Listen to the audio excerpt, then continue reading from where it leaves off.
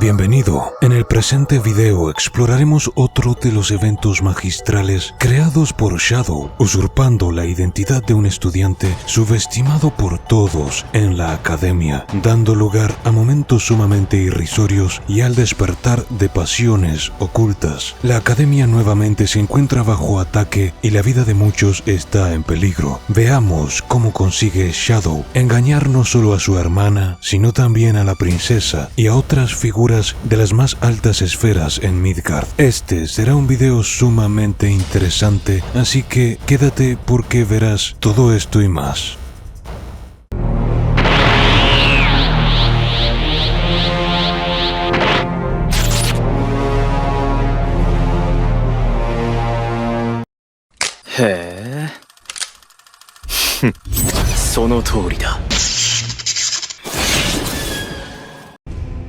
Alexia Midgard se encontraba caminando en la academia cuando de repente Claire la empujó por detrás de manera juguetona y provocadora, aprovechando su distracción. Alexia se hallaba profundamente triste por las brutales palabras de su hermana Iris, quien había exclamado que de interponerse en su camino y continuar con esas tonterías en favor de Shadow Carden, ella misma se encargaría de cortarla con su espada. Pero la chica estaba decidida a llegar al fondo de todo esto. Claire le dijo que ella le ayudaría y no solo eso, sino que le reveló su secreto, quitándose la venda de su mano y enseñándole el círculo mágico grabado en el dorso de esta, aunque claro, ella ya sabía más o menos algunos de los puntos clave porque la propia Claire le había dicho cosas antes. Claire le dijo que podía sentir que el momento de actuar se aproximaba y justo cuando el círculo emitió una intensa luz, el mundo alrededor de la academia se quebró en 1000 pedazos, como si la realidad fuese un espejo. Todo se llenó súbitamente de niebla, de manera idéntica a cuando las chicas habían sido raptadas por el bibliotecario anteriormente. Alexia seguía encontrando a Claire una chica rara. Si supiera del término chunibyo, seguramente se lo hubiese adjudicado, tal y como Sid lo hizo en el tren tras la pelea contra Elizabeth. Aquel fenómeno, curiosamente, se había manifestado justo cuando los estudiantes se encontraban yéndose a casa. En paralelo, en uno de los tejados más altos de la academia, se hallaba de pie vistiendo su uniforme Sid Kageno. Tal y como solía hacer en su vida anterior, se encontraba practicando frases para cuando llegara el momento indicado. Las palabras que Zeta le había entregado en su último encuentro habían fungido como inspiración para el maestro en las sombras. Tras un ensayo de frases tan edgys como el propio Shadow, una en particular pareció tener un efecto inesperado, casi como si el mundo le hubiese estado escuchando en ese instante, aunque no sería la primera vez. Justo cuando alzó su mano en una pose dramática, a la voz de "algo se aproxima, puedo sentirlo", la realidad se resquebrajó en pedazos y una densa niebla lo cubrió todo, tragándose el crepúsculo que había estado coronando el atardecer hasta ese momento. Desde debajo, voces de estudiantes entrando en pánico comenzaron a ser oídas. Tal vez la mitad de los estudiantes había abandonado el campus para ese entonces, pero eso significaba que aún quedaban muchos atrapados en esa suerte de dimensión de bolsillo o barrera extraña. Sin dudarlo un instante, Sid se adentró a uno de los edificios a través de la ventana. Él no había sido capaz de determinar el origen de la niebla al experimentar con ella con su magia de manera casual, pero le resultaba irrelevante. Lo que importaba ahora era aprovechar la situación al máximo. Ni bien entró, un grito agudo rompió el silencio. Con una sonrisa, él corrió hasta el origen del mismo.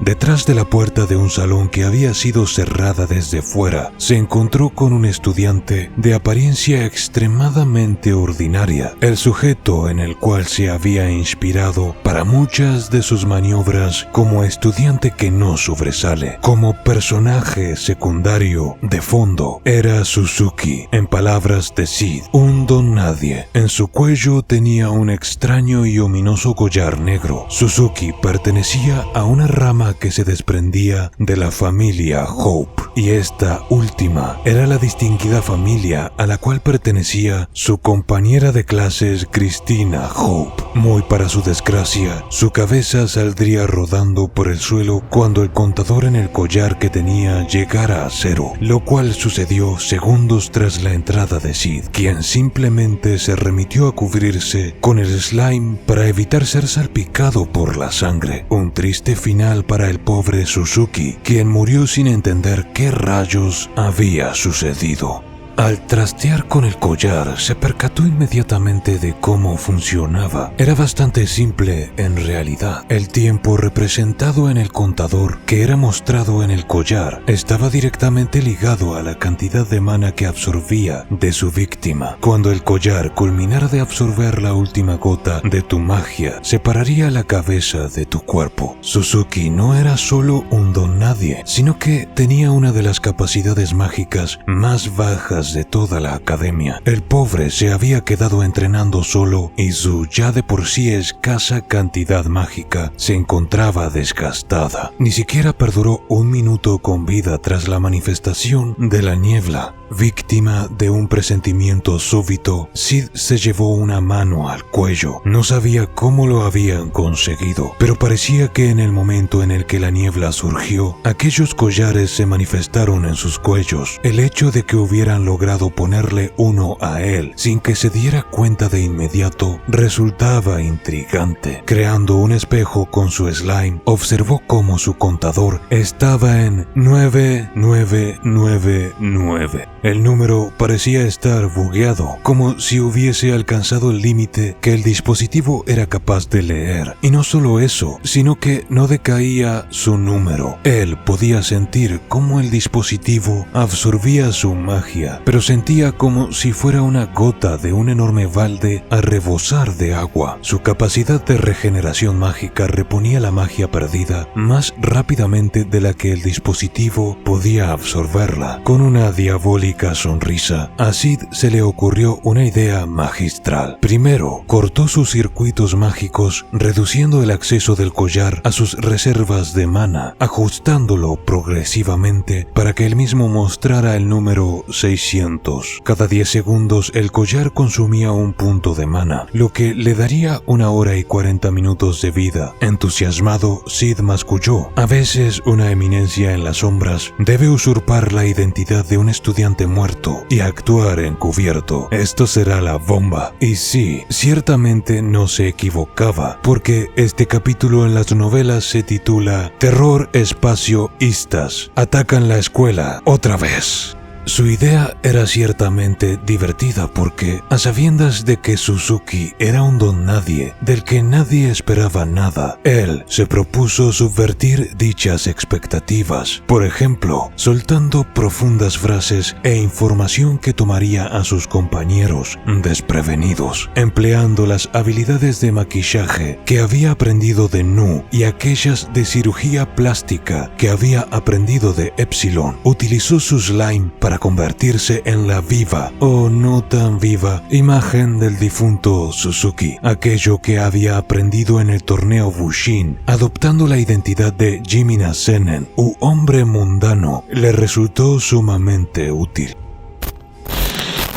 Mientras tanto, en el auditorio de la Academia Midgard, Alexia y Claire habían llegado a la misma conclusión respecto a la naturaleza de los collares, contemplando el grotesco espectáculo de múltiples alumnos desplomados sobre el suelo, cabeza y cuerpo lejos el uno del otro. Nina también estaba allí. Tal parecía que la mayoría del cuerpo estudiantil que había entrado en contacto con la niebla había sido transportado al auditorio, pero no todos. No solo estaban atrapados dimensionalmente por una barrera alrededor del campus, sino que fuera del auditorio un sinnúmero de almas en pena, empuñando espadas, vagaban amenazadoramente. Eran las mismas que Claire había visto cuando había sido atrapada dimensionalmente poco tiempo atrás. Vencerles no era el desafío realmente, sino que hacerlo implicaba gastar magia, el simplemente mantenerlos fuera hasta que pudieran barricar la puerta, lo que a Claire y Alexia simplemente les tomó unos segundos. Había implicado un gasto que redujo el contador de unos 1300 a unos 1200, unos 100 puntos para ambas, aunque tuvieran puntajes distintos. Los culpables, dijo el prometedor Isaac, hijo de uno de los miembros de la Orden de Caballeros, era Yado Carden.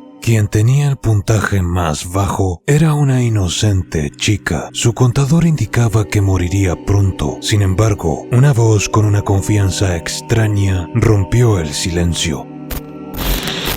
Un chico de cabello castaño y gafas dijo que tenía una idea. Se trataba de Suzuki, o mejor dicho, de Shadow disfrazado de Suzuki. Alexia no sabía quién rayos era, pero Isaac sí. Todo alrededor de Suzuki lucía irrelevante y mundano. La propuesta de Suzuki era simple: separar a los estudiantes en dos grupos, quienes tuvieran mana suficiente como para presentar una ofensiva por un lado, quienes no deberían permanecer en el auditorio, conservando toda la magia posible. Pero su explicación fue interrumpida por una voz impertinente que le señalaba su atrevimiento por dirigirse de forma tan casual a alguien como Alexia, una princesa. Se trataba de Christina Hope. Christina tenía lazos de sangre con Suzuki, aunque eran indirectos, ya que la familia de este último era una rama que se desprendía de la principal a la que pertenecía Christina, y ella no perdió la oportunidad de recordárselo. Tú deberías permanecer con la boca cerrada y ayudar al resto a fortalecer la barricada. Si tus acciones o palabras hieren la reputación de la familia principal, deberás enfrentarte al infierno de las consecuencias, le dijo Christina. La chica poseía una belleza elegante. Su cabello era uno de un débil tono rojizo, más próximo al rosa, sus ojos de un tinte aguamarina. Ella era lo opuesto a Suzuki, talentosa y de una reputación respetable. Tanto ella como Isaac y Suzuki iban a la misma clase. Alexia detuvo a la chica y Suzuki continuó. Quienes tuvieran la magia suficiente para abrirse camino hasta la fuente de este fenómeno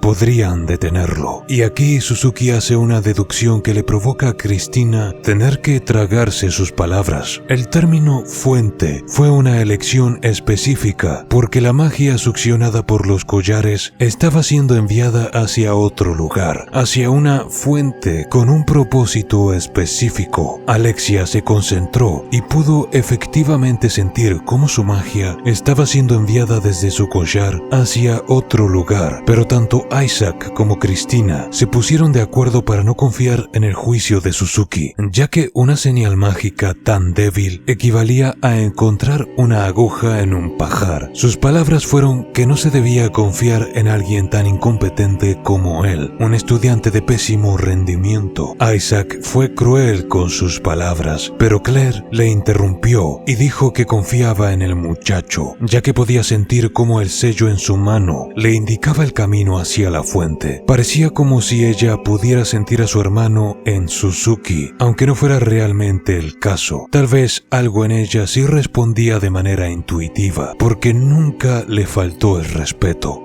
Oh, pero Suzuki se iba a quedar. Apenas tenía 500 puntos en su collar. Si representa un problema, entonces abandónenme. Yo no pediré a nadie que me salve. Valientes palabras vinieron de la boca de Suzuki. Nina dijo que le dejarían ir con ellos y que si moría, entonces moría. Tal vez ella sabía quién era realmente aquella persona y decidió ayudarle secretamente. Pero eso es una historia para otro momento. Quien determinó que podía venir, para sorpresa de todos, fue la propia Christina. ¿Fue curiosidad o estaba dándole una oportunidad para que demostrara cuán competente era? De tal forma, 6 estudiantes emergieron del auditorio. Los espíritus que aparecían eran despachados por Claire y Alexia sin mucha dificultad. Sin embargo, podían salir de cualquier lugar sin previo aviso, y aún así, Suzuki caminaba con una profunda calma. Cristina, quien le observaba constantemente, no daba crédito. Ella conocía bastante bien a ese pariente suyo. Era un cobarde y era un inútil, pero el hombre ante ella parecía una persona completamente diferente. Su rostro y su voz eran idénticos y ya, no tiene sentido, murmuró para sí, y contempló la posibilidad de que Suzuki había guardado sus talentos todo este tiempo, tolerando el abuso y la falta de confianza desde que le conocía. Daba igual, porque el momento en el que él comprometiera la reputación de la familia principal, ella se desharía de él. Camina con cuidado, le dijo una voz a la par que puso su mano sobre su hombro. Cristina fue tirada hacia atrás gentilmente y en una fracción de segundo, la espada de uno de los espíritus que apareció de la nada cortó el aire frente a ella. Suzuki le había salvado la vida. Inmediatamente, la chica cortó al espíritu en un ataque desenvainante y Suzuki, con tono casual, le dijo: «Veo que tu esgrima es tan impresionante como siempre». Cuando la chica tímidamente le dio las gracias, la réplica que obtuvo fue que simplemente hacía su trabajo como miembro de la rama secundaria de la familia. El aura que desprendía dejaba a la chica sin palabras. Minutos más tarde, se enzarzaron en una batalla para salvar a una chica con el brazo roto, rodeada por espíritus. Claire emplea sus tentáculos, Isaac carga con su espada con magia, Alexia emplea su esgrima ortodoxa y Nina y Cristina mantienen la retaguardia. A la par, Suzuki simplemente reposa su cuerpo contra una pared de brazos cruzados, observando la batalla. Esto le ganó un regaño de Cristina, pero él simplemente dijo que no había visto razón para luchar y su magia estaba en los 500. La chica que habían salvado apenas tenía menos de 100 puntos y con la voz temblorosa les dijo que no fueran dentro del salón de clases. Pero fue demasiado tarde. Dentro, la vicepresidenta les dio la bienvenida. Su nombre era Elisa y era embrujadoramente bella. La voz temblorosa con la que la chica del brazo roto le dio las gracias a la vicepresidenta por dejarlos entrar parecía indicar un miedo hacia ella y no tanto hacia la situación. Suzuki fue el único en notarlo. Claro, Elisa tenía a su lado un estudiante que parecía ser una suerte de guardaespaldas, y en el salón de clases no eran pocos los estudiantes que aún permanecían con vida. La vicepresidenta se jactaba alegremente de haber mantenido unidos y seguros a los 8 estudiantes que aún quedaban allí. El número en su collar no escapó el escrutinio de Alexia: 1971. Eso era más magia de la que ella o Claire tenían. Curioso, el resto de estudiantes de la sala parecían tener menos de 300 puntos de mana cada uno. Al final, le ofrecieron a ella y a los estudiantes el escoltarlos de regreso al auditorio para estar seguros. Pero en medio de la caminata, se percataron de que Alexia tenía menos de 1000 puntos y Claire es la que tenía más, 1300. Dijo que si las cosas se ponían complicadas, podían dejárselo a ella, pero un sollozo llamó la atención del resto. La pobre chica del brazo roto tenía 59 puntos. Alrededor de 10 minutos de vida era todo lo que le quedaban.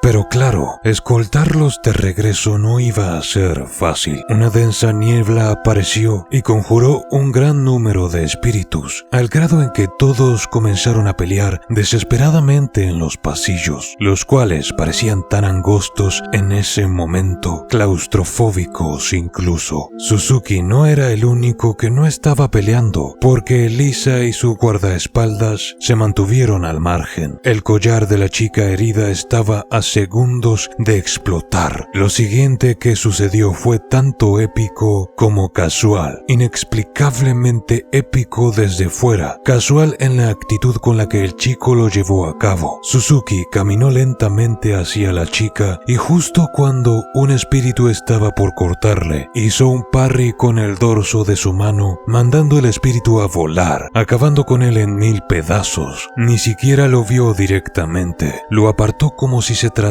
de una mosca. Entonces posó su mano sobre el collar de la chica y cuando el mismo estaba a punto de detonarse, Suzuki canalizó su magia hacia el mismo y le sumó 250 puntos de mana. Elisa se encontraba boquiabierta, le exigió explicaciones y la réplica que obtuvo fue que simplemente se trataban de artes marciales reforzadas con magia, nada que fuera merecedor de sorpresa. Cristina fue la próxima que se acercó a él una vez que la pelea culminó. La explicación que dio a todos los presentes fue cuando se topó con uno de los estudiantes desplomado sobre el suelo y tocó su collar, se percató de que podía almacenar su magia en él, transfiriéndola. La misma se almacenaba como si se tratara de un buffering o lista de espera dentro de la magia para ser enviada ya en el collar. En otras palabras, podían transferir magia para salvar a los otros estudiantes. Estoy impresionada por tu capacidad para haber deducido tantas cosas, le dijo la princesa Alexia, cuyas palabras eran las que por obvias razones tenían más peso dentro de todos los estudiantes atrapados en la academia. Oh, pero Suzuki sabía incluso más de lo que ellos creían. Durante la anterior batalla, tuvo un tenso intercambio con Elisa, quien lo trató como un ser inferior, pero las siguientes palabras que Suzuki les dedicó al grupo se clavaron como una espina en esa sonrisa extrañamente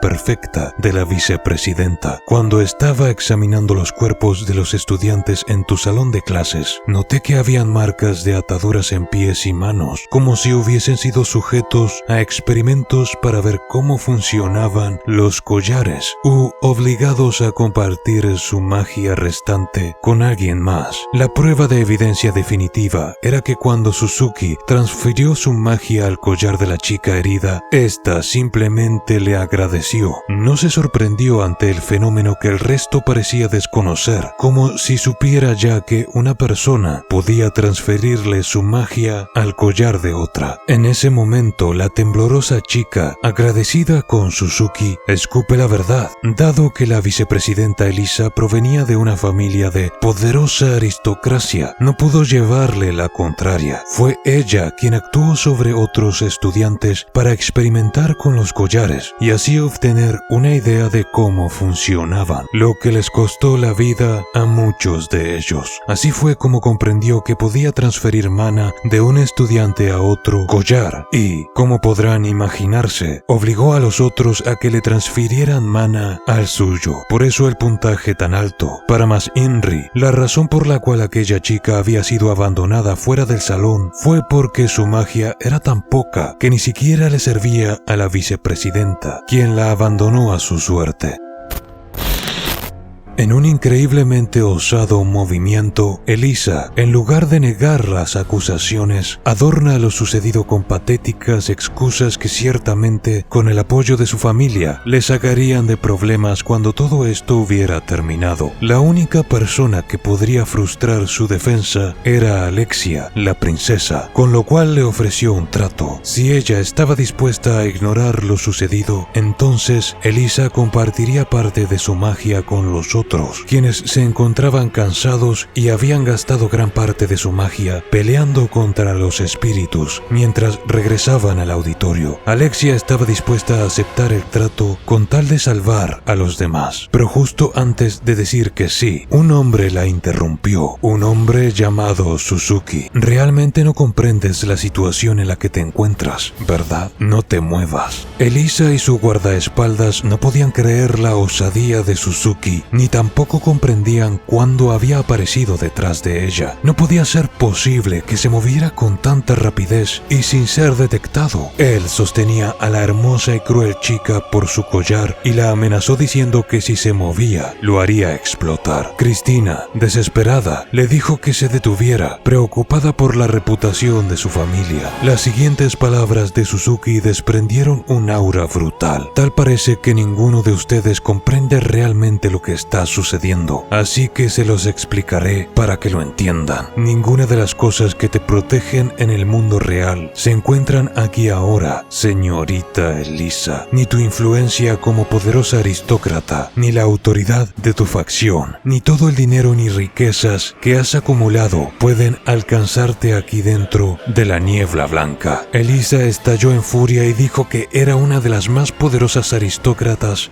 pero Suzuki la interrumpió otra vez. ¿Y qué? Aquí y ahora, ¿acaso eso va a protegerte? Si te mato dentro de la niebla, ¿qué clase de testimonio crees que esta gente dará? ¿Realmente piensas que la gente de la cual robaste mana va a testificar a tu favor? Afirmando silenciosamente las palabras de Suzuki, ninguno de los estudiantes presentes miró a los ojos a la chica, dándole la razón. Entonces, él se inclinó lo suficientemente cerca de su cuello para susurrarle: comienzas a entender la situación en la que te encuentras. Ella intentó disculparse, pero nuevamente la interrumpió y le dijo que no le interesaban sus disculpas y que si quería vivir, entonces que distribuyera su mana con los demás, algo a lo que accedió. Pero, si las miradas pudieran matar, todos estarían muertos, especialmente Suzuki. La furia en sus ojos era brutal, a pesar del temblor en su voz.